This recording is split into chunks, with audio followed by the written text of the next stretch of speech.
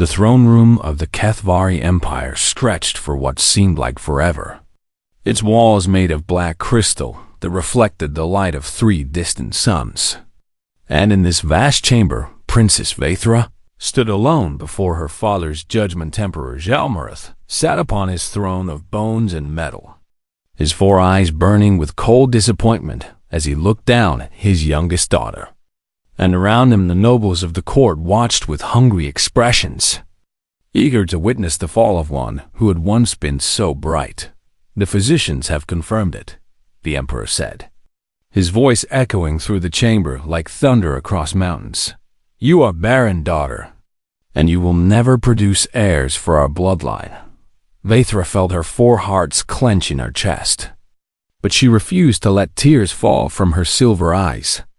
For she was still a princess of the eternal HFY, even if they now considered her worthless. The court erupted in whispers that sounded like hissing serpents, and she could hear the words they spoke without shame. Broken, useless, cursed, empty vessel, waste of royal blood. For 300 years she had trained in diplomacy and warfare and art and science, mastering skills that would make any noble proud. But none of that mattered now, because among the HFY, a female's true worth was measured only in the children she could bear. "What shall be done with her, your radiance?"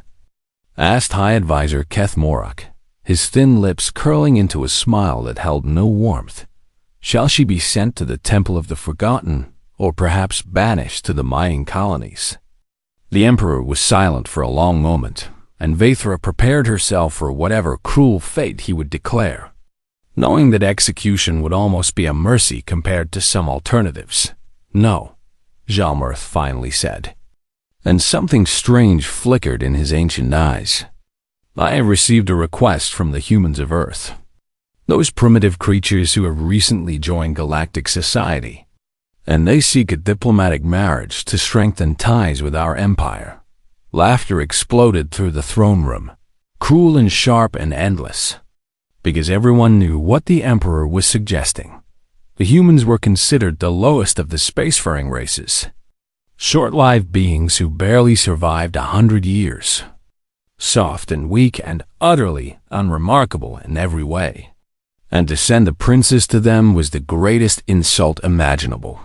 "Let the Barren princess go to the Barren match," one noble called out, and the laughter grew even louder. Vaethra stood perfectly still as her father pronounced her sentence, declaring that she would be sent to a human commander named Marcus Cole as a diplomatic gift, knowing that this was designed to humiliate her beyond recovery, that she was being thrown away like garbage wrapped in silk. "You depart in 3 days," the emperor said, already looking away from her as if she had ceased to exist. "May you find among the primitives whatever purpose you have lost here." She bowed once, turned, and walked out of the throne room with her head held high, refusing to give them the satisfaction of seeing her break. The journey to human space took 2 weeks, and Vaethra spent most of that time in her quarters aboard the transport ship, studying everything she could find about the species she would now live among. Humans were strange, she learned, and their history was filled with violence and chaos, and yet also remarkable acts of kindness and creativity. And they seemed to place value on things that made no sense to HFY logic. They kept animals as companions not for food or labor, but simply for love. And they adopted children who shared none of their blood. And they created art and music for no practical purpose other than beauty. And they sometimes sacrificed their short lives for complete strangers. Illogical, Vaethra whispered to herself. But she kept reading anyway. When the ship finally arrived at Arcturus Station, she prepared herself for the worst, expecting to be greeted with disgust or mockery, or perhaps cold indifference from the human who's now supposedly her match, Commander Marcus.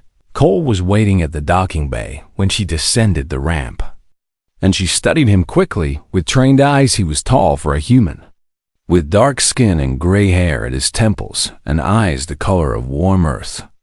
And he wore a simple uniform rather than elaborate ceremonial dress. and his face held an expression she could not quite read. "Princess Vaithra," he said, and his voice was deeper than she expected. "Welcome to Arcturus Station, and I hope your journey was comfortable."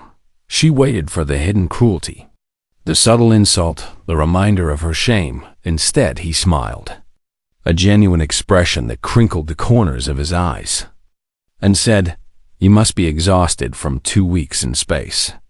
So would you like some coffee or perhaps tea? Or we have other beverages if you prefer something else." Vaithra stared at him, uncertain how to respond. "I should warn you that the coffee here is pretty strong," Marcus continued, apparently unbothered by her silence. "But I find it helps with long days. And we have plenty of those around here." "You are not what I expected," Vaithra finally said. Marcus raised an eyebrow, still smiling. "I hope that is not a bad thing. And I should probably mention that I am not really sure what the protocol is for this situation. So I thought we could just figure it out together if that works for you."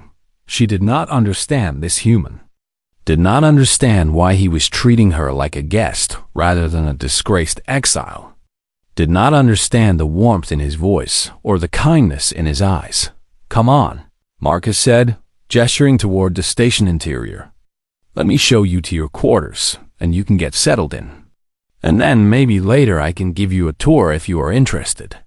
Vaithra followed him into Arcturus Station, her mind spinning with confusion, because nothing about this was going the way she had prepared for. Behind her, the transport ship departed to carry news back to the Empire, and she knew that soon the entire HFY court would be laughing about the Barren princess sent to live among primitives. Let them laugh, she thought as she walked beside this strange human through corridors filled with beings of a dozen different species, all of them going about their lives without sparing her a second glance. Let them laugh. Because for the first time in months, she did not feel like a broken thing waiting to be discarded. She felt like perhaps, just perhaps, she might be able to breathe again. 3 weeks had passed since Vaithra arrived at Arcturus Station, and every day brought new confusion that made her question everything she thought she knew about the universe. Marcus Cole had given her quarters that were comfortable and private, decorated with soft fabrics and warm lighting and a window that looked out at the stars. And he had asked nothing of her except that she join him for meals when she felt ready. At first she had refused, eating alone in her room and wondering when the kindness would end and the true nature of this arrangement would reveal itself. But Marcus simply accepted her choice without complaint and had food delivered to her door 3 times a day. It was maddening. On the 4th day of the 3rd week, Vaithra finally joined him in the station's common dining area, and she found him sitting alone at a table near the window, reading something on a tablet while he ate a meal that smelled surprisingly good. "Princess," he said, looking up with that warm smile she still did not trust, "I am glad you decided to join me. And please sit anywhere you like." She sat across from him, her posture rigid and formal, and waited. "The chef today is Rodriguez," Marcus said, pushing a menu toward her. "And she makes excellent pasta if you want to try something from Earth. Or there are options from about 15 different species if you prefer something more familiar." "Why are you doing this?" Vaithra asked suddenly, unable to contain the question any longer. Marcus set down his tablet and looked at her with those calm brown eyes. "Doing what exactly?" "This," she said, gesturing at the table and the food and the station around them. "Being kind, giving me space, not making demands. And you must know why I was sent here. So why do you pretend that it does not matter?" He was quiet for a moment, considering her words. And then he leaned back in his chair and sighed. "I do know why you were sent here," Marcus said. "And I know that your people think you are broken because you cannot have children. And I know that this was meant to be a punishment for both of us." Vaithra felt her silver skin flush with shame, but she held his gaze. "The thing is," Marcus continued, "I do not think you are broken. And I do not think having children or not having children determines anyone's worth. And honestly, the whole idea seems pretty cruel to me. You cannot mean that, Vathra said, shaking her head. Every species values reproduction. It is the fundamental purpose of biological life, and without heirs there is no legacy. No continuation, no meaning. Marcus laughed softly, but it was not a mocking sound. My wife died 6 years ago, and we never had children. And I loved her more than anything in this universe. And when she was gone, I did not regret our time together, just because we left no heirs behind. Vathra did not know what to say. Humans have a different way of looking at things, Marcus said. We live short lives compared to your people. Maybe 80 or 90 years if we are lucky. And we learned a long time ago that meaning comes from how we live, not from what we leave behind. That is a very strange philosophy, Vathra said. Maybe, Marcus agreed. But it works for us, and I was hoping that maybe we could be friends first and figure out the rest later. Because I think you have been treated very badly, and you deserve better than what your empire gave you. Friends, the word echoed in her mind like a bell. Because friendship was not something that existed in the HFY court, where every relationship was a transaction and every kindness came with a price. Over the following weeks, Vathra began to explore Arcturus Station, and what she found amazed her more than anything she had learned in 3 centuries of life. She watched a human couple adopt a child from another species entirely, taking in a small Velian orphan and loving her as if she were their own flesh. And when Vathra asked why they would raise a child that was not of their blood, they looked at her with confusion and said that family was about love, not genetics. She met an elderly human scientist who had never married and never reproduced. And yet he was celebrated and respected for his contributions to medicine. And no one whispered that he was worthless or called him a failure. She saw humans form bonds with animals, with robots, with plants, pouring love and care into beings that could never continue their bloodline. And they did it simply because it made them happy. One evening she found Marcus in the station's garden, a small space filled with earth plants that he tended himself. And he was talking softly to a tiny flower as he watered it. My grandmother used to say that plants grow better when you talk to them, he explained when he noticed her watching. I do not know if it is true, but it makes me feel connected to her somehow. You speak to plants because of a dead relative? Vathra asked. I suppose I do, Marcus said with a small laugh. Humans are sentimental creatures, and we hold on to things that might seem illogical because they bring us comfort. Vathra knelt beside him and looked at the tiny flower, its petals blue and delicate. Your species is very strange, she said quietly. We get that a lot, Marcus replied. And she could hear the smile in his voice. I think I am beginning to like your kind of strange, she admitted. And the words surprised her as much as they seemed to surprise him. Marcus looked at her then, really looked at her, and for a moment, something passed between them that she could not name. Something warm and frightening and new. For what it is worth, he said softly.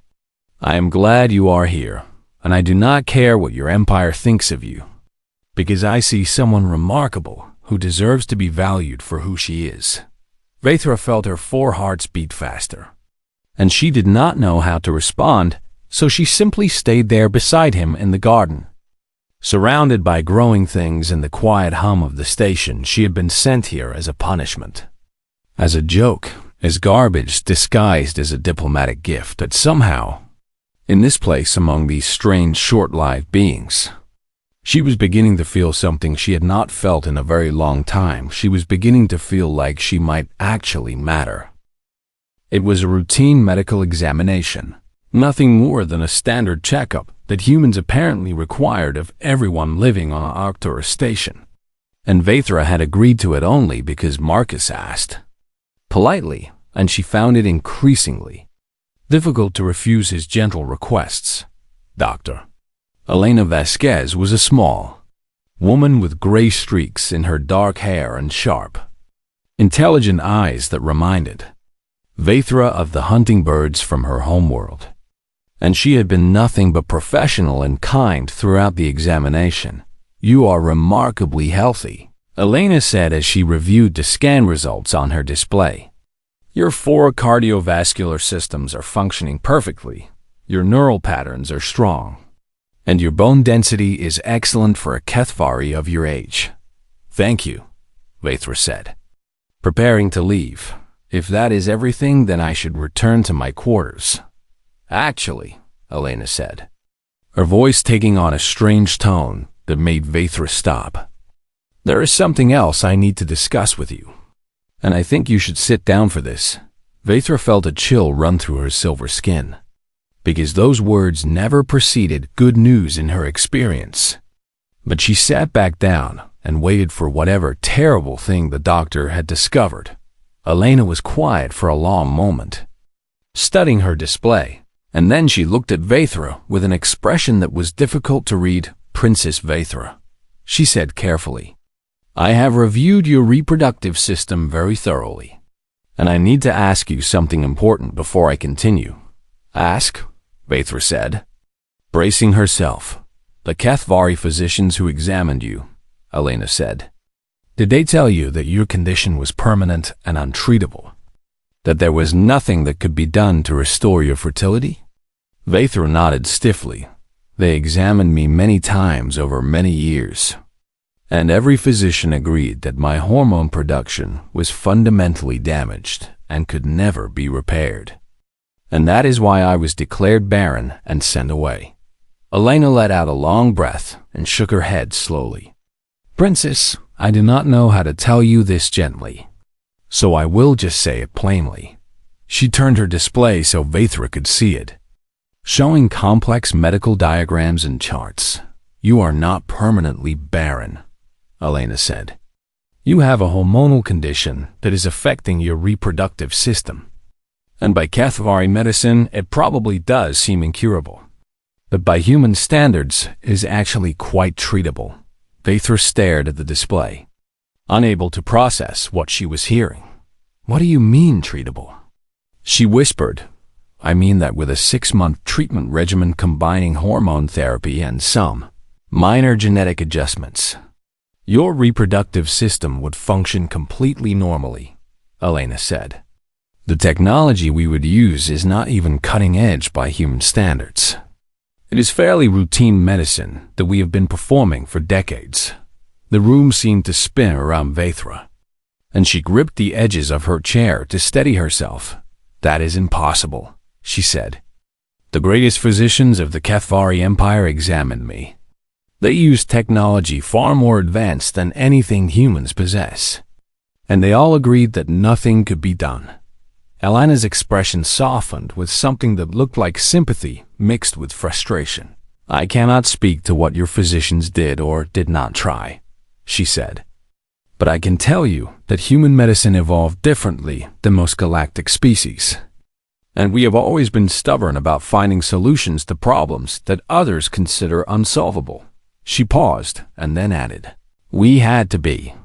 Because for most of our history, we had no one to help us but ourselves." Vathra sat in silence as the truth crashed over her like a wave. For 300 years she had been told she was broken, that there was something fundamentally wrong with her that could never be fixed. And she had believed it so completely that she had accepted exile and humiliation as her deserved fate, and now this human doctor was telling her that the greatest medical minds of the Kethvari Empire had been wrong, or worse, had never even tried to help her. "Why?" Vathra finally asked, her voice barely above a whisper. "Why would they not try to cure me when the solution was apparently so simple?" Elena looked uncomfortable. "I cannot answer that, but I have noticed that many galactic cultures seem to accept certain conditions as permanent, without exploring all possible treatments.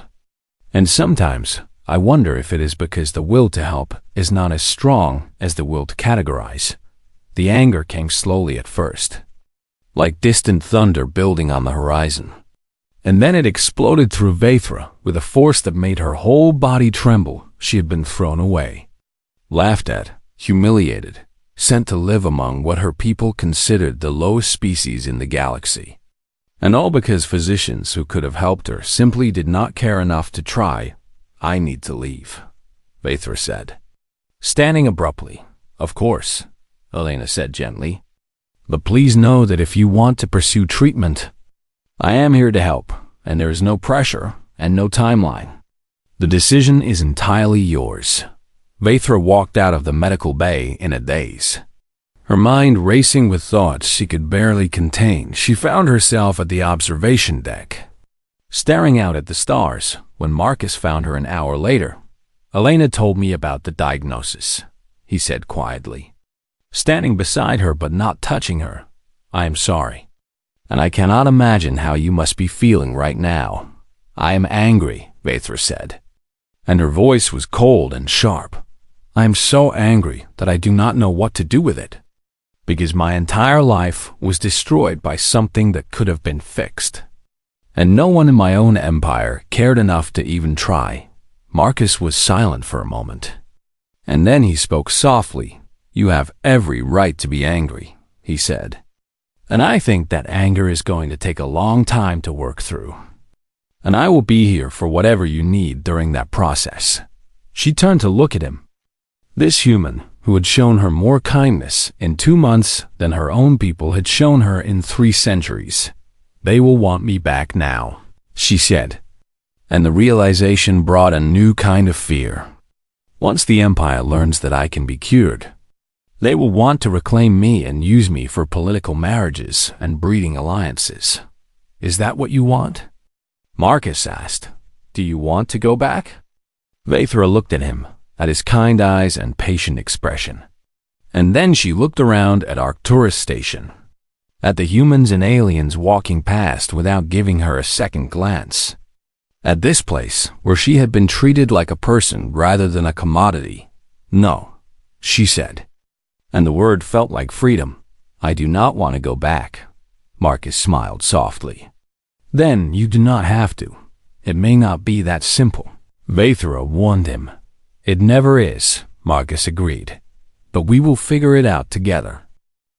The news traveled faster than any ship could fly, spreading through the galactic communication networks like fire through dry grass. And within 2 weeks, every major power in known space had heard the story of the Barren Kethvari princess who had been cured by primitive human medicine. Vathra had expected some response from her father. Perhaps a cold message demanding an explanation or a formal inquiry from the Imperial Medical Council. But she had not expected the fury that arrived at Arcturus Station in the form of a priority transmission marked with the Emperor's personal seal. Marcus stood beside her in the communication center as the holographic image of Emperor Jalmarath materialized before them, his 4 eyes blazing with barely contained rage. "Daughter," the Emperor said, and the word dripped with venom, "I have received disturbing reports that you have somehow been cured of your condition, and I demand an immediate explanation."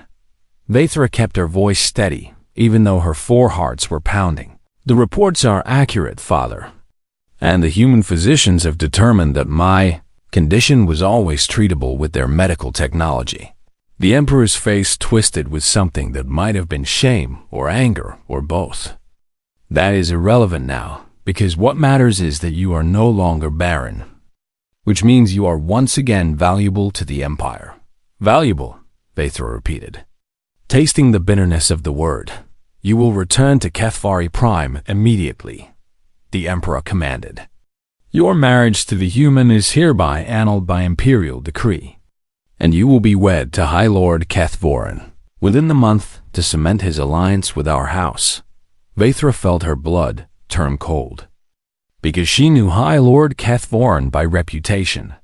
A cruel male 3 times her age, who had already driven 4 wives to despair, and who collected females like trophies. "I refuse," she said. The silence that followed was absolute. And even through the holographic transmission, she could see the shock on her father's face. "You what?" he demanded. I refuse to return, Vathra said, and her voice grew stronger with each word. I was thrown away like garbage, sent to live among people you called primitives as a punishment for something that was never even my fault.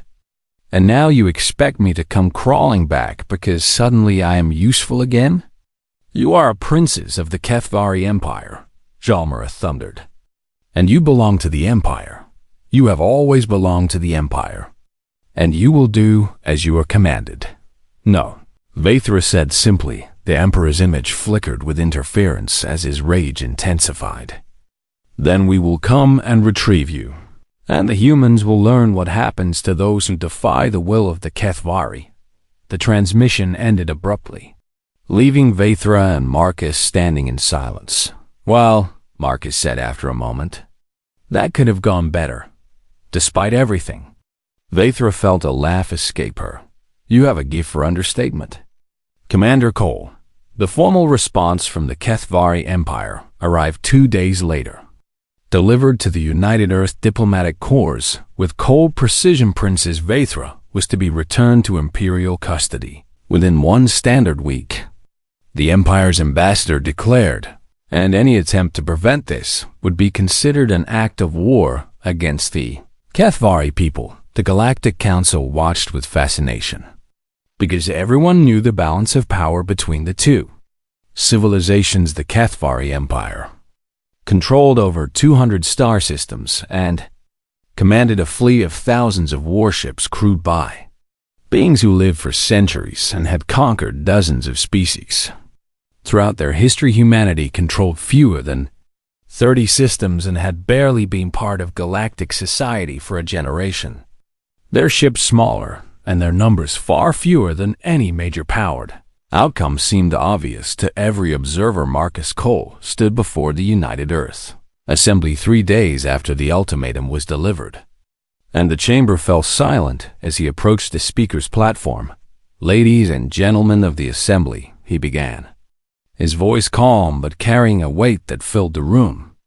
We have received a demand from the Kethvari Empire to hand over Princess Vathra, who came to us freely and who wishes to remain here by her own choice. Murmurs rippled through the chamber. The Empire believes that because she can now bear children, she has become property to be reclaimed, Marcus continued. And they expect us to comply because they are powerful and we are not. He paused and looked around the room at the assembled representatives of humanity. I am not going to stand here and pretend that fighting the Kethvari would be easy or without cost, Marcus said, because it would not be easy and the cost could be terrible. But I am also not going to pretend that surrendering a woman who trusted us would be anything other than a betrayal of everything we claim to believe.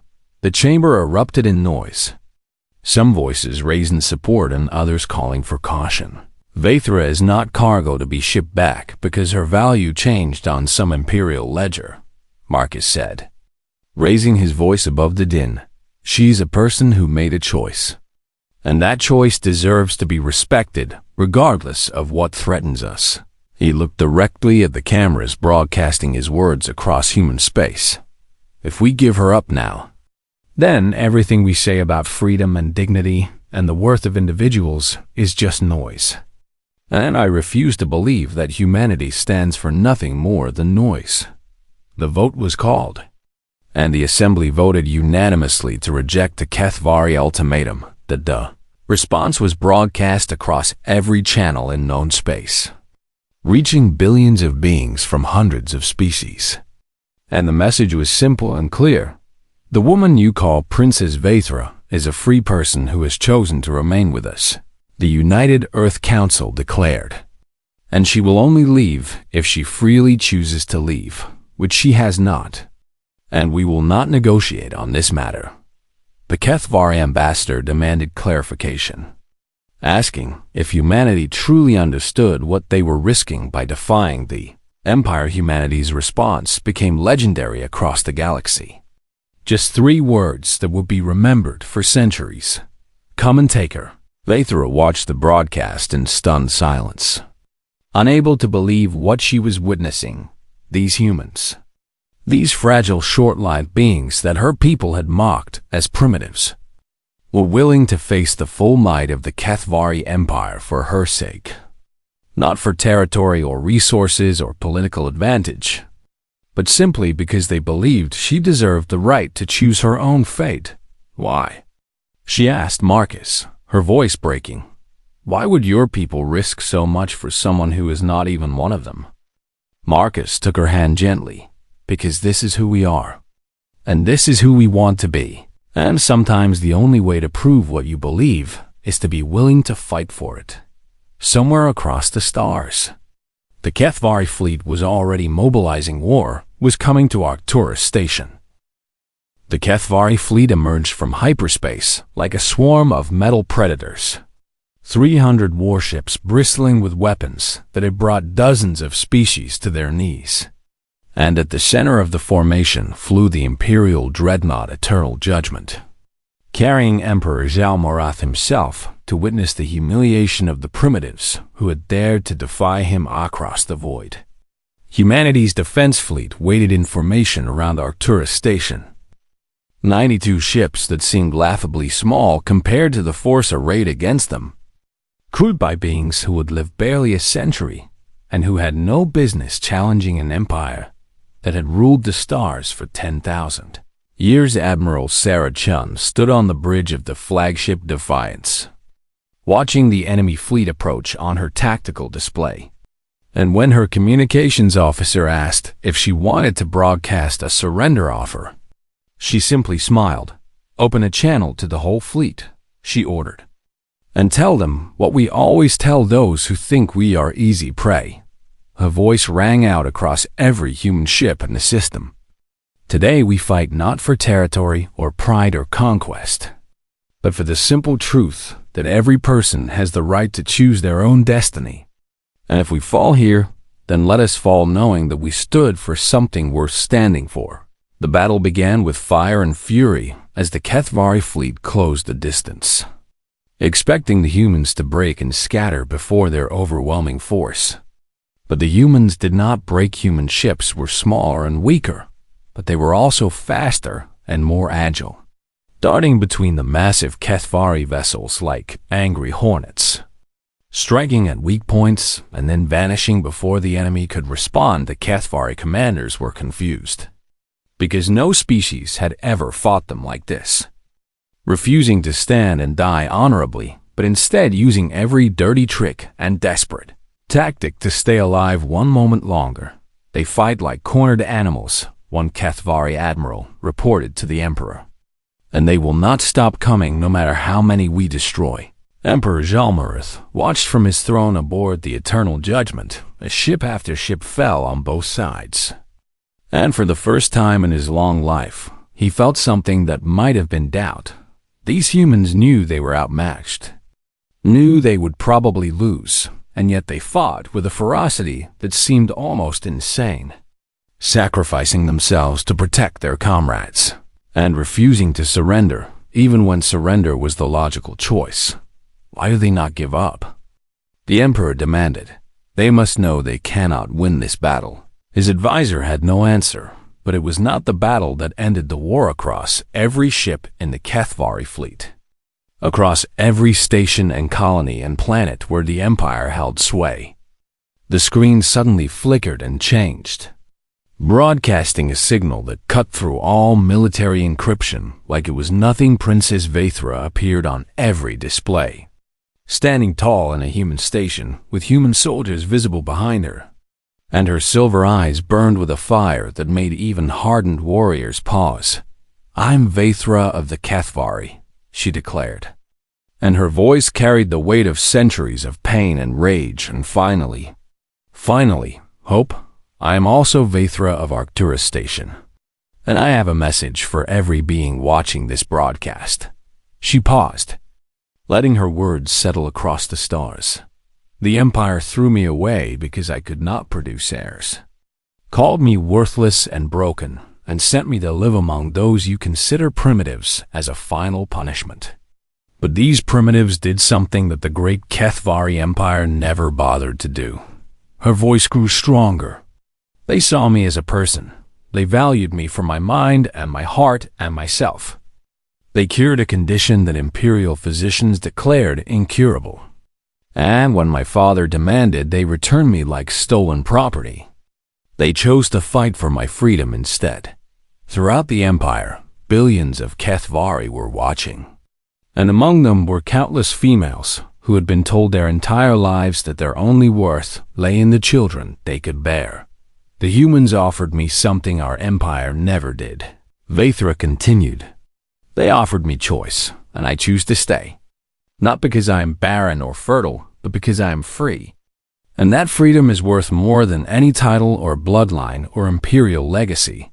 She looked directly into the camera, and it seemed like she was speaking to her father personally.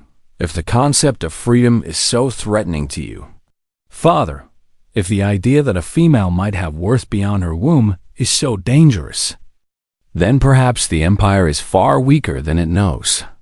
And perhaps it is time for things to change. The transmission ended, but its effects were immediate across the Kethvari fleet. Officers hesitated, looking at each other with uncertainty. And in the ships crewed by females, the hesitation was even greater on Kethvari Prime. Protests erupted in the capital city within hours. Thousands of voices demanding reforms and asking questions that had been forbidden for generations. The Emperor's coalition fractured before his eyes, as noble houses who had supported the war suddenly found their own populations turning against them, demanding to know why so much was being sacrificed to retrieve one princess who did not even want to return within 3 days. The Imperial Senate voted to withdraw the fleet, overruling the Emperor for the first time in 200 years. And peace negotiations began shortly after the war ended, not with conquest or surrender, but with a single question that the Kethvari could no longer ignore.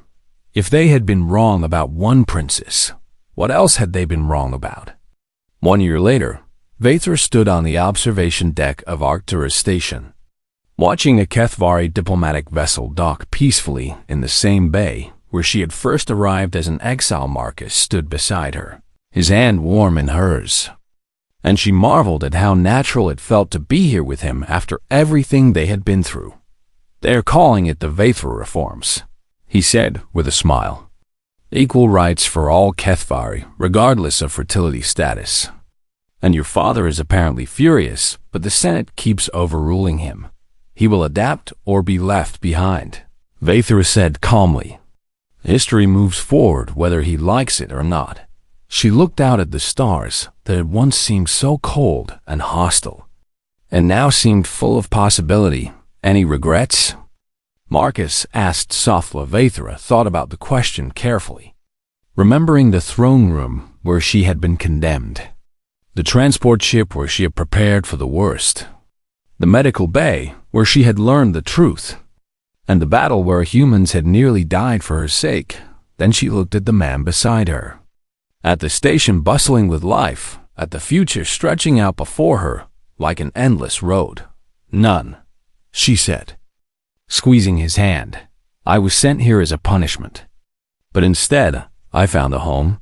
Marcus smiled that warm smile she had learned to love. Funny how things work out across the galaxy. They had laughed when the Barren princess was sent to the humans, mocking her fate and celebrating her humiliation. No one was laughing now, because sometimes the greatest victories come not from strength or conquest, but from the simple stubborn belief that every person deserves to be valued. And sometimes the smallest species can shake the foundations of the oldest empires. And sometimes, against all odds, the discarded ones find exactly where they belong.